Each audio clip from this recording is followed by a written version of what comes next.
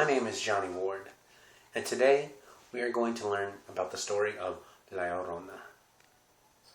For first off, how many of you have heard of the story La Llorona? I can see there's not a lot of hands in the field. So, if you were born of a Hispanic background, you've probably heard this story once or twice. Right now, I'm going to play for you the story, read out. Durante los primeros años del México colonial existió una mujer indígena de gran belleza que se enamoró de una española y con la que tuvo 3 hijos. Sin embargo, este señor nunca se casó y solo visitamos en limitadas ocasiones años más tarde, ya que sus intereses convenir en español contrajo matrimonio con una mujer española. Convenir cuando las mujeres indígenas aprendieron traición, enloqueció de rabia y celos hasta el punto de que asesinó a sus 3 niños ahogados en un río. Dándose cuenta de lo que había hecho, lleno de un gran dolor, también se suicidó. Convenir desde entonces. Su alma no tenía descanso y todos los vagos noches o cerca de ríos, calles solitarias que buscan a sus hijos y llorando por su muerte, gritando y gimiendo capaces de horrorizar a cualquiera que se escuche. Convenir incluso hoy en día. Si usted paga un poco de atención durante algunas noches se puede escuchar su terrible pesar. Oh mis hijos, repite desde los asesinados. Incluso hay quienes afirman haber sido atraídos por la visión de una bella mujer solitaria en blanco, para caminar en medio de la noche. So, as you heard from the story, how many of you understand Spanish? Enough to, translate the story. Don't fret, you're all getting a handout of the story in English and Spanish. The reason I wanted to say this story, or let you learn this story, is because this is one of those very unique stories that has many different backgrounds to it that most of us have never heard before. Right now, we're going to be focusing on the word Llorona, which has many different translations. Some say it's to moan, but the main focus we're going to work on is to weep, to cry, to shed tears. In Spanish, that is what it is used for. Right now, we all understand that this is a Spanish-speaking class. So, why don't we learn a little bit about culture in a Spanish-speaking class? What is native to it? Aztecs. Oddly enough, this story has a lot of Aztec nature to its background. There's some times where it's the woman is from an Aztec, from a big Aztec, or excuse me, not Aztec, indigenous family, where they met settlers, and the settlers were usually rich, like from Spaniards. They're loaded with money and everything. While the woman, she was rich in culture and wanting to learn knowledge and more. So she already had 3 kids from her previous boyfriend, if you want to say that. And so she wanted to get with this guy who, was loaded with money. The man did not accept her, though, because she already had kids. So in order for her to stay with her, or to try and be with this man, she thought it would be a good idea to drown her kids. Insanity.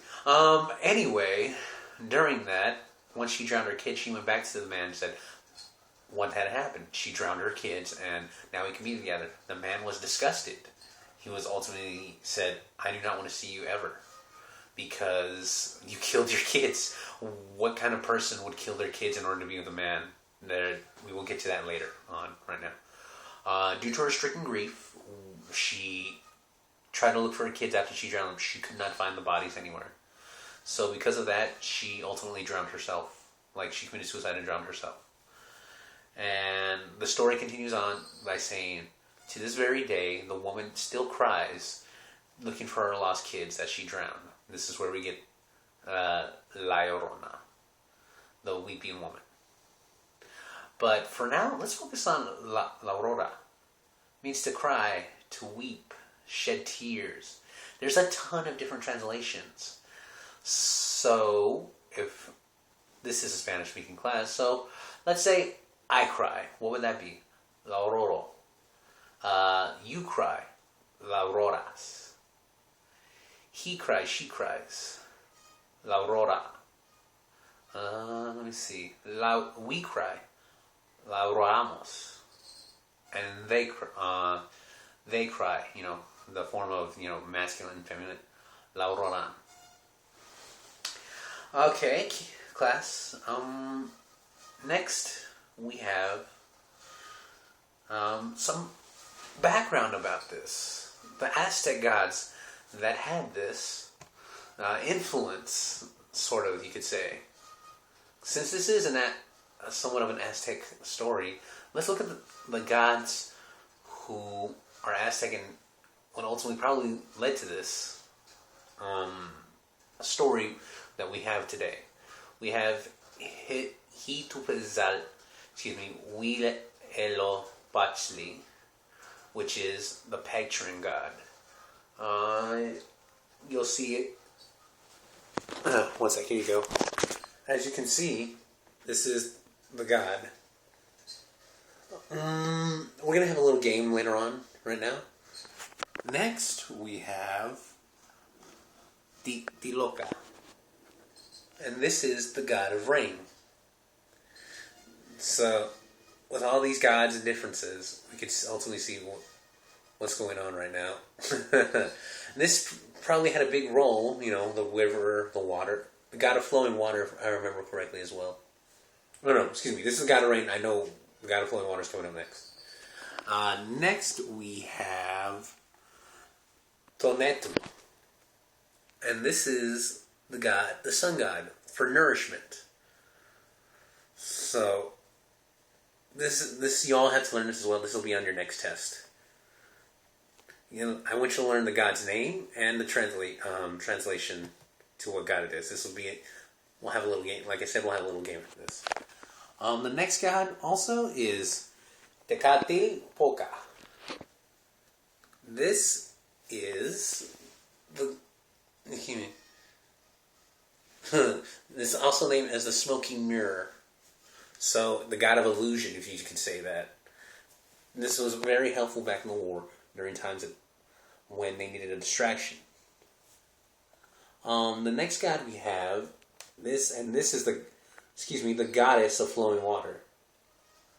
This is Takachiuntelkeue, the goddess of water and all aquatic elements.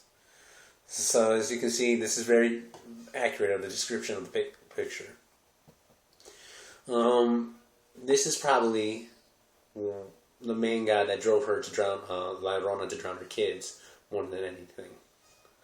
And you can all find this site in your handout below if you want any more tips on learning on God. The final god that I will show you is the god of corn. And this god's name is Senteol. Or you can say Sentinel, but you want to try and say the proper term of Senteol. So he was responsible as well for plantation, mainly corn. If you know your Spanish translation, maíz translates to corn. Other than that, that's pretty much it. So, class, as you can get out, I've handed a couple papers to you. There's a picture of the name. A picture on one side, and the name on the other side.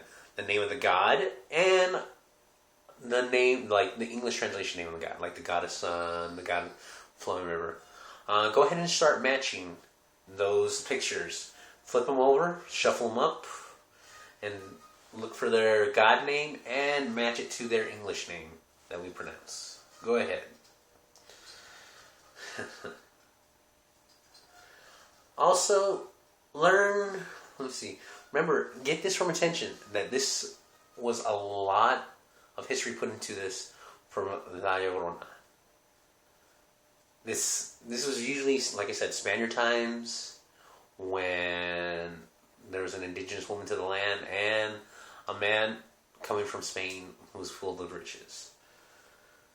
Now, as we're done, we're finishing up with that. Finally, the last thing I would like to say is,